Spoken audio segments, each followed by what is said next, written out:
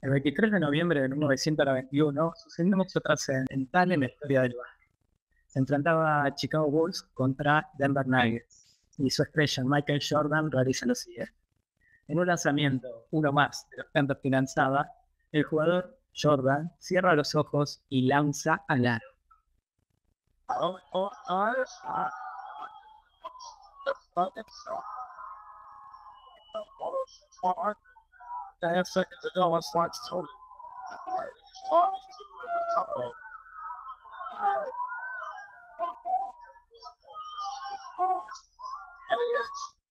Una frase que siempre me gustó de Jordan y con la cual voy a arrancar como ejemplo de lo que significa la técnica, que es que dice lo siguiente: todo se resuelve una sentencia muy sencilla. Existen buenas y malas maneras de hacer las cosas. Usted puede practicar el tiro 8 horas diarias, pero si la técnica de ese tiro es errónea, solo se convertirá en un individuo que es bueno para tirar mal. Esta frase nos lleva a abordar la presentación de lo que tiene que ver con las técnicas gráficas. Y un poco eso. Nosotros estamos en el mundo de la gráfica. El mundo de la gráfica no es solo dibujo, sino que corresponde a todos los campos del diseño. Estamos hablando de fotografía, maquetas, escultura en general. De todas maneras, esta clase en particular va a abordar el tema específico del dibujo. Y el dibujo es un oficio. Y el oficio requiere de una técnica. Eso es una verdad indiscutible y vamos a presentarla ahora. Y lo primero que vamos a decir es que hay 4 puntos que son fundamentales. Lo que hablamos ya de la técnica, lo que son los instrumentos, los soportes y la composición. La técnica, si vemos una definición de diccionario, son el conjunto de reglas para una determinada actividad. Pero más allá de eso, nosotros estamos en el campo de la gráfica. Las técnicas gráficas consistirán para nosotros en el dominio de los instrumentos y soportes adecuados al servicio de la expresión gráfica. ¿Qué son los instrumentos? Los instrumentos son los elementos que abordamos para desarrollar la técnica. En el campo de la gráfica vamos a hablar de lápices, estilógrafos, carbonillas y pinceles. Y los soportes es el material base en cual se trabaja. El soporte fundamental es el papel. De todas maneras, también vamos a hablar de lo que serían las tablas digitalizadoras. Si bien el papel que ustedes conocen y que ustedes han dibujado toda su vida, les parece que es algo que no es nuevo, existe una relación directa entre el tipo de papel y el instrumento seleccionado. Quiere decir que la técnica puede desarrollarse si hay una relación intrínseca entre la calidad del papel y el instrumento seleccionado. Por último, la composición, que vamos a abordar en muchas otras ocasiones en el campo de la fotografía, en el campo del diseño. Ahora vamos a abordar la del dibujo. Y sencillamente consiste en la relación ordenada entre los elementos que conforman el dibujo y su totalidad. Un dibujo es bello no por el virtuosismo de cada uno de los elementos que están ahí, sino la relación entre los elementos y el todo. Querer dibujar y empezar a dibujar desde el detalle es el gran error de generalmente todo principiante que aborda el dibujo. Vamos a hablar de los instrumentos. Ustedes conocen el lápiz, lo han utilizado. De todas maneras, seguramente han utilizado un lápiz correspondiente a lo que es escritura, que está en el orden de los HB, o lo conocerán como no más que H o HB. Si ustedes se van al borde inferior de los lápices de dibujo, estamos hablando específicamente de un material, los lápices de dibujo tienen un nombre que está ordenado en función de la dureza del grafito. Y van desde los H, que son los más duros, hasta los B. Los H son los lápices que generalmente se utilizan para dibujo técnico. La versión F, HB o B corresponde a lo que es caligrafía. De B, 2B, 3B, 4B, 5B, 6B, que son los lápices más blandos, son los lápices que vamos a usar seguramente en el desarrollo de los prácticos y en el mundo de la expresión gráfica en la arquitectura. También tenemos que entender que los lápices, siempre pensamos que el lápiz es un lápiz de grafito negro sobre una hoja blanca, pero yo puedo cambiar el soporte drásticamente y puedo cambiar también el instrumento, teniendo en cuenta que hay lápices blancos, hay lápices sepia, hay lápices de carbón o carbonilla, innumerable variedad de lápices y distintos tipos de soporte. También existen los lápices o los instrumentos mecánicos, que la ventaja que tienen, si bien tienen otro costo, es que uno puede ir cambiando las líneas y la graduación de esas minas siempre teniendo el mismo instrumento, con lo cual pueden conservar el lápiz e ir cambiando las minas. Los que vamos a usar en el campo de la expresión gráfica no son los 0,5, sino son los de 2 milímetros, en adelante. Tenemos los 2 milímetros, los 3 milímetros, los 6 milímetros, incluso los 10 o 12 milímetros. Los lápices, si bien son caros, tienen que pensarlos como una inversión, ya que van a ser de mucha utilidad. Después tenemos el tema de las tintas. En el tema de las tintas vamos a manejarnos con 3 instrumentos que son muy importantes. Una es la lapicera, que si bien no es la misma pluma que la de caligrafía, la lapicera fuente es un elemento extraordinario, recargable por supuesto, para desarrollar todo lo que tenga que ver el dibujo a tinta. Y los estilógrafos, por el otro lado, son una serie de elementos que tienen una graduación, que como los lápices está establecida y vienen de determinadas maneras, que van del orden de 0,1, 0,2, 0,3, 0,4, 0,5, 0,6 hasta 0,10. Esto viene del dibujo técnico, pero de todas maneras nosotros vamos a usar las 0,3, 0,2, 0,1, 0,4. Son las recomendadas. La diferencia entre una y otra es que los estilógrafos que se usaban anteriormente para el dibujo técnico son recargables, mientras que los estilógrafos descartables, como bien dice su nombre, se van descartando. Después tenemos los soportes, y acá sí vale la pena detenerse. Hablamos de distintos instrumentos. Cada instrumento requiere un soporte diferente. Si bien ustedes conocen la archiconocida hoja de fotocopia con el cual dibujan y han dibujado o han realizado todas las actividades hasta este momento, existen soportes mucho más adecuados para las técnicas. Van a haber papeles con distintos gramajes, van a haber papeles con distintos granulados y van a haber papeles para tareas específicas, como puede ser la utilización de pigmentos o agua tipo acuarela. Cada uno de estos soportes tiene su costo y va a variar su precio en función del gramaje, lo cual implica mayor calidad, y de las marcas. Después tienen un tipo de soporte que les recomiendo, que es muy adecuado, que es incorporar la idea del cuaderno o cuaderno bitácora, que es un elemento que van a llevar consigo y donde pueden poder ir desarrollando las distintas tareas del día a modo de previa o bocetos de previa. Y después, por supuesto, que están todas las que son las oportunidades para que lo tenga, la oportunidad de trabajar con elementos ya digitales que prácticamente combinan lo mejor de la expresión, que puede ser a partir de la utilización manual, con la combinación de las ediciones o post-ediciones digitales, lo cual resulta un instrumento fantástico. Vamos a hablar ahora de los elementos de la gráfica. Estamos hablando básicamente de dibujo. Empecemos por el punto, la línea, el rayado, la trama y la modulación tonal. Vamos a desarrollar básicamente el tema principio de la línea. La línea, como el caso nos está mostrando en este momento, es un trazo unidimensional sobre un soporte determinado, que en este caso es el vidrio. La línea en sí es dinámica, tiene una dirección de trazo, tiene un sentido, una tensión, y lo utilizamos en realidad como en el dibujo para reproducir los bordes y los perfiles de los objetos. Siempre me gusta este ejemplo de Saul Steinberg, que era un historietista norteamericano del siglo pasado, el cual basa su arte, o sea, la historieta es el octavo arte, era el uso básicamente de la línea con un grado de expresión fantástico. Y tomo como ejemplo este dibujo de Steinberg, el cual hace esta suerte de garabato, y que después del garabato surge básicamente como la forma. Y me acuerdo siempre de una frase de Van Gogh al hermano, en el famoso libro que es Las cartas a su hermano. Entonces Van Gogh le dice en ese libro: cuando te encuentres delante de la tela en blanco que te mira con aire burlón, dibuja cualquier garabato. No sabes lo paralizadora que es la mirada de una tela en blanco diciéndole al pintor: no sabes nada. Y es increíble, y les va a pasar, el miedo o el pánico que tienen ustedes en general, como cualquier otro principiante, a la hoja en blanco. Y lo primero que tenemos que hacer es salir a partir de la técnica. Lo primero que tenemos que pensar es que el lápiz no se sostiene a la hora de manejar la línea. El lápiz no tiene una sola posición, no es que podemos pretender que de la misma manera que escribimos, vamos a dibujar.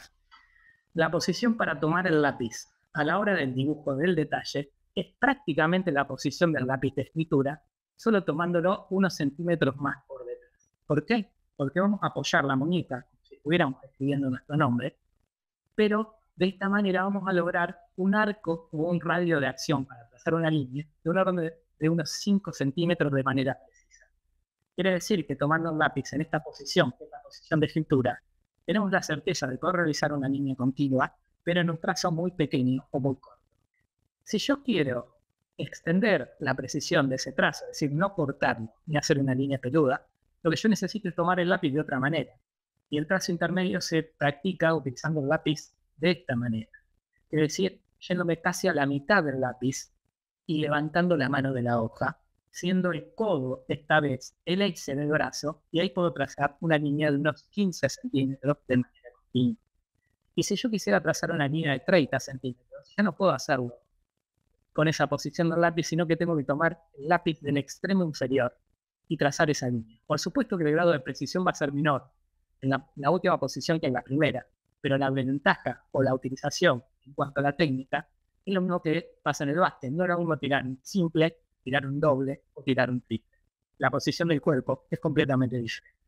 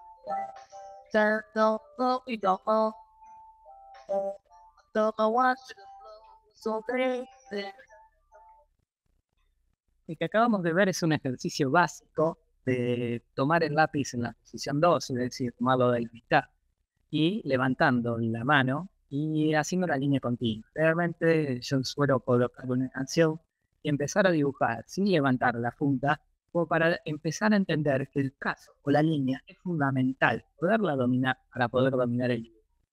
Volviendo al ejemplo de Steiner, ¿cuál es el trazo fundamental de la línea que ustedes han venido trabajando durante toda su vida? Volviendo al ejemplo que es su caligrafía. Su caligrafía es su carta de presentación y es la línea más expresiva que ustedes pueden llegar a tener. De hecho, un perito calígrafo, a partir de una escritura de ustedes, puede entender si es que ustedes la han hecho y pueden distinguir si ustedes no la han hecho.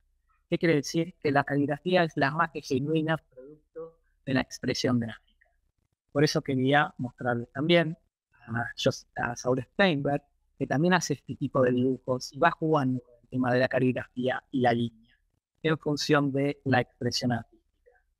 Entonces, si por un momento consideramos su letra como forma de dibujo expresivo, podríamos decir que ya expresa un elemento artístico fundamental. Quiere decir que ustedes ya vienen expresando un elemento artístico fundamental, que es la línea. La línea, o la construcción de la línea, viene tanto del arte, del dibujo, de la arquitectura, volviendo a la base de cualquier tipo de representación artística. Ahora bien, ¿por qué es importante el tema de la línea? Y vamos a ver lo que es el tema de la figura y el fondo. Vamos a la primera imagen, la imagen superior. Es una línea que encierra un contorno. Pero comparémosla con la de abajo. Cuando la línea no cierra el contorno, en el primer caso podemos ver que el objeto se recorta del fondo sin necesidad de generar un fondo. Y en el segundo caso podemos ver que el objeto se fusiona con el fondo, permitiendo la idea de tridimensionalidad. Volviendo a entender que una de las formas para reforzar que el objeto de alguna manera se separe del fondo es forzar la viñeta y enmarcar dentro del marco general, que es la hoja de dibujo, un marco donde se mueve la figura, generando un fondo y una figura a partir de recortar la silueta de la viñeta. Y también podemos hacerlo lo mismo apelando al tono, que es simplemente colocar un color de fondo, que hace las veces de viñeta. Pero si en términos de percepción de forma, usted puede ver que si la figura es continua, se recorta del fondo. Si yo acreciento esa sensación colocando una viñeta, yo ya genero la reducción figura y fondo, en cual en este caso parece bastante apretada. Y si yo uso tono, esa sensación cambia completamente. Y de la misma manera, si yo no encierro la figura o el contorno, por más que yo le agregue un fondo, el fondo se va a confundir con la figura. Este es el famoso dibujo de Saint-Exupéry, el cual no sabemos, o él empieza diciendo en el principito, si era un sombrero o si era una boa que se había comido un elefante. Pero es el ejemplo fundamental para entender que la línea es la que encierra el contorno o perfil. La línea cerrada es lo que me define el contorno y la figura que me recorta el fondo. Define la frontera de los objetos. Y volviendo al ejemplo de Steinberg, otra cosa fundamental en la línea, y que lo pueden ver en la presentación, es cómo vale la caligrafía a encerrar un contorno, pero ese contorno a la vez se convierte en espacio a partir de la simulación de espacio. Y esta es una de las cosas fantásticas de la línea. La simulación de espacio o escorzo. ¿Qué es el escorzo?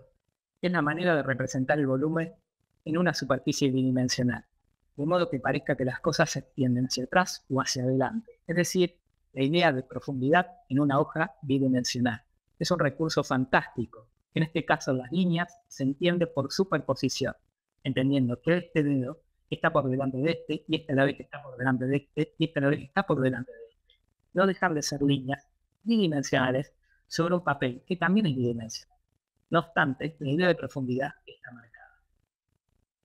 La línea también tiene algo fantástico, que es lo que define, que uno puede definir con la línea lejanía, empezando a separarla y no dando la idea de sensación o encierro de un volumen. Uno puede definir la idea de cercanía, de esta manera cambiando el estilógrafo, teniendo una línea con un valor mucho más fuerte, y también a la vez usted puede insinuar textura, es decir, una línea quebrada que insinúa una textura o un material, un cambio de plano o un recorte. Entendiendo que hay un primer plano, un segundo plano, un tercer plano, un cuarto plano y un quinto plano. Todo esto es posible a partir del uso de la línea. La línea también no solo es la generadora o recorta formas o figuras sobre un fondo, que en este caso es blanco, sino que también genera elementos compositivos de diferentes formas.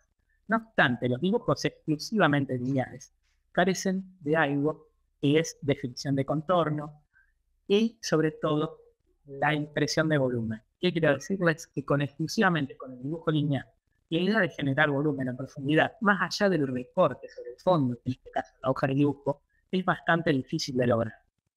Uno de los recursos fundamentales, y voy al caso de Fontana Rosa, es que quería usar viñetas. La viñeta es el recurso fundamental de la historieta, con el cual lo que hace es recortar una porción de fondo para establecer lo que es la composición, que es la relación entre la figura, en este caso el texto, y la escena. Volviendo al recurso que es fundamental, ya no estamos yendo un poco del tema de la línea, podemos contrastar lo que es Saul Steinberg, en este caso Mafalda de Quino. ¿Cuál es el elemento fundamental que diferencia uno de los dibujos del otro, si bien los dos están basados en la utilización de la línea? Evidentemente que el pelo, los zapatos, a partir del uso del pleno de negro, genera un contraste y un peso visual que es mucho mayor en el dibujo de Quino que en el de Steinberg.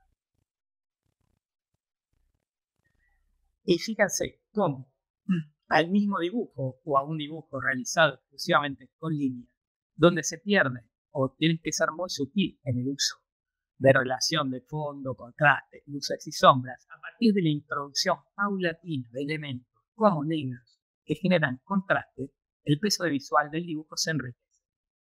Y uno puede empezar a dominar profundidades, luces y sombras, interiores o exteriores, texturas, materiales, etc. ¿Qué quiero decir? Que un dibujo con diferentes utilización de líneas, y en este caso con la incorporación de algunos tonos de negro, genera un contraste o un peso visual que lo hace mucho más atractivo. Incluso, a medida que vamos incorporando mucho más el tema del contraste y de los plenos dentro del dibujo, uno puede entender que ya está mostrando un atardecer, ya puede llegar a ser un recurso, o incluso puede llegar a la ausencia total de líneas. ¿Qué quiere decir? La inversa de lo que sería el dibujo tradicional o el dibujo que habíamos visto con Steinberg. Si el Steinberg o en Saint-Exupéry, el dibujo del Principito, era una línea que definía un contorno sobre un fondo blanco, en este caso la ausencia total de líneas y trabajar directamente con manchas puede definir mucho más volumen que la simple presencia de juxtaposición o superposición en el caso de la línea. Uno de los maestros en elaborar composiciones a partir de estos contrastes es Alberto Breccia. La mayoría de los ejemplos que vamos a mostrar provienen de la historieta o de los dibujos. Alberto Breccia trabajaba mucho con el tema de la imagen invertida, quiere decir los fondos negros con un gran contraste en cuanto a la aparición de la forma y el manejo de la luz a partir del negativo. Ni que hablar de Frank Miller, en este caso son dibujos de la historieta Sin City, donde trabaja exclusivamente con el negativo. Y de esta manera logra efectos dramáticos que hasta fueron base y que se respetó en su mayoría en la estética de la película cuando fueron trasladados al cine estas historietas. Y fijémonos cómo nos ponemos en el extremo.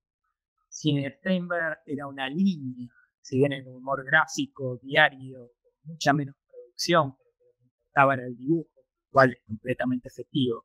En el campo de Miller, para el tema de los contrastes, el dramatismo, la composición, las cámaras y el uso de la luz, el tema de la pleno, el uso del negro, es fundamental. Y vamos a hablar volvemos a hablar al tema de la línea, y vamos a hablar que los dibujos se componen. ¿Qué quiere decir? Que los dibujos van de lo general a lo particular. Lo primero son las líneas auxiliares, y este es un recurso fundamental en el tema de la línea, y tiene que ver con empezar a plantear el dibujo, la parte superior, para que el dibujo sea después terminado. Estas líneas auxiliares son líneas que posiblemente después se borren, o que incluso queden tapadas por la posición de tramas o texturas posteriormente. Las líneas auxiliares, con construcción de cualquier dibujo, requieren que sean sintéticas y efectivas y básicamente marcan el principio compositivo del dibujo, que posteriormente se está agregando o adicionando detalles para después terminarse la composición o la implementación de negros y diferentes texturas. Pero si hablamos de historietas, podemos trasladar el recurso fundamental de la historieta a la composición del dibujo. ¿Qué quiere decir en la viñeta?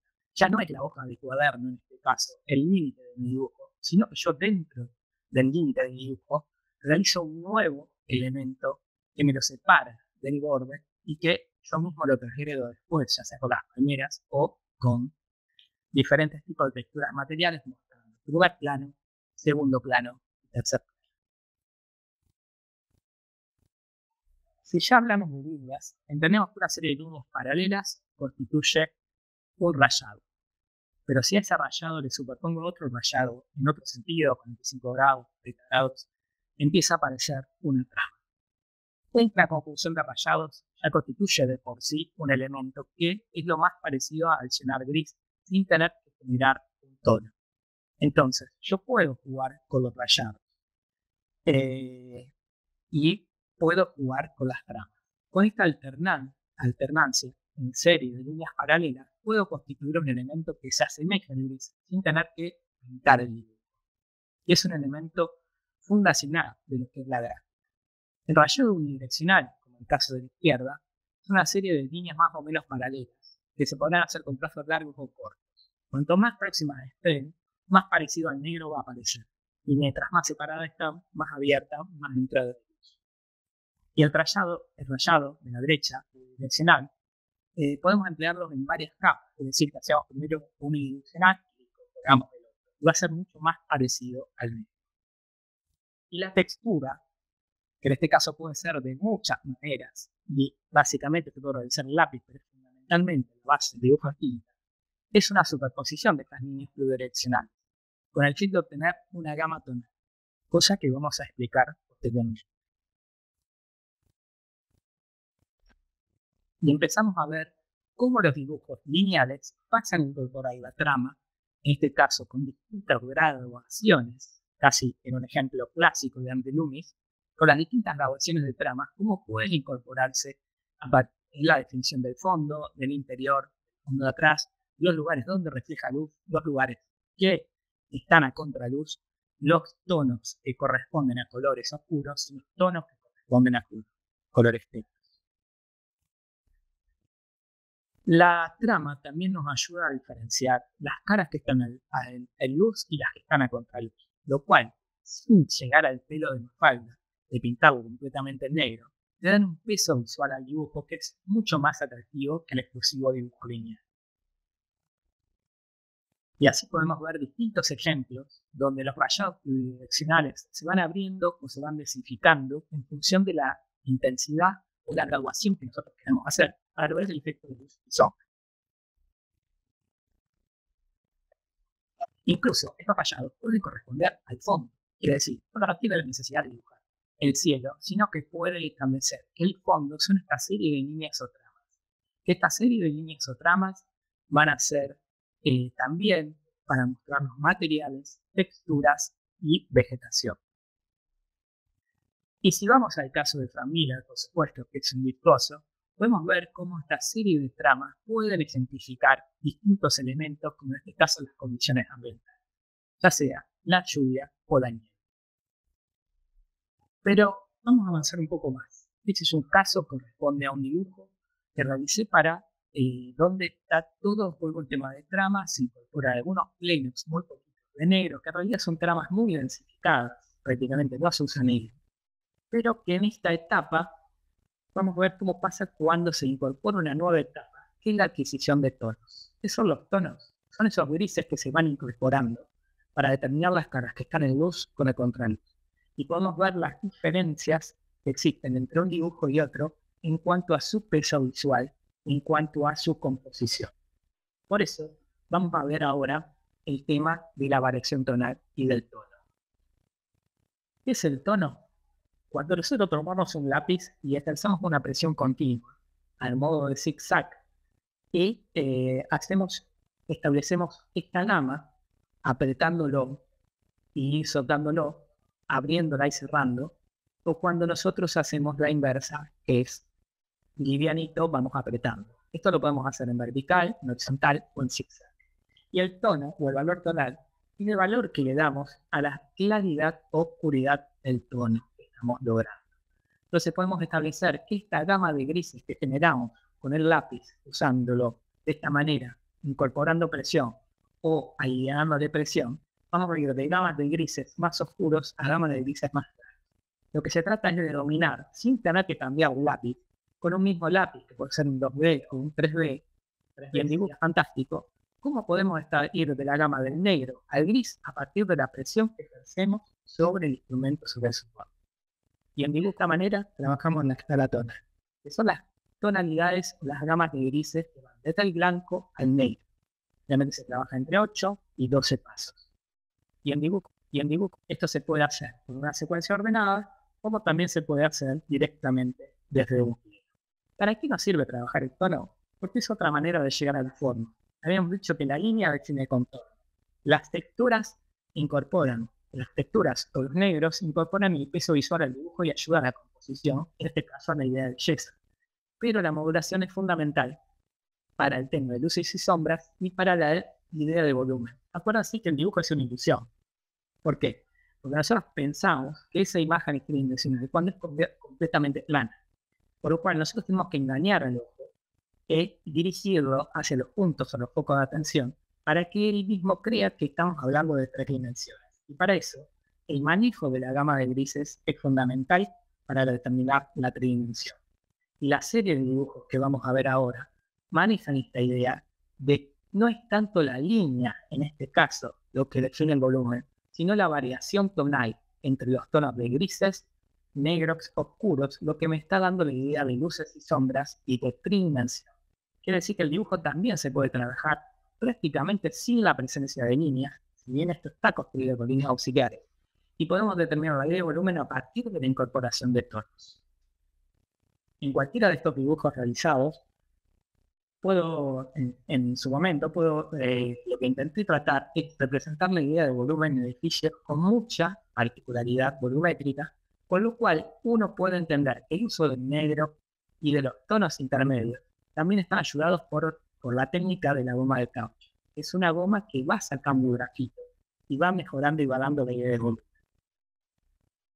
Un ejemplo de un ilustrador, un amigo, un excelente ilustrador mexicano, como Norberto Durante, donde es construcción del volumen sin necesidad prácticamente de utilizar una sola línea. Y por último, ya para ir cerrando la presentación, el tema de el pincel. El pincel es fundamental para incorporar pigmentos y para incorporar la utilización de tonos. De esta manera, podemos ver cómo el dibujo, que es lo que nos vamos hablando hoy, o la técnica del dibujo, consiste primero en dominar la línea, después en incorporar tonos, texturas y trazos que vayan haciendo de esa línea, que es el elemento generacional, tanto para la composición como para el detalle, la base del dibujo en arquitectura. Y siempre recuerden, y esto siempre lo marco, no necesariamente ustedes van a ser grandes dibujantes, pero sí ustedes quieren ser grandes arquitectos. Por lo tanto, un buen arquitecto no debe ser un experto en dibujo, pero sí debe dibujar. Y el dibujo es un oficio. Un oficio no se desarrolla ni se adquiere de un día para el otro. Se adquiere incorporando la técnica y se adquiere con una actividad de dedicación diaria. Quiero decirles que esto les va a llevar tiempo y esto requiere del compromiso diario para que ustedes puedan lograr dominar el dibujo.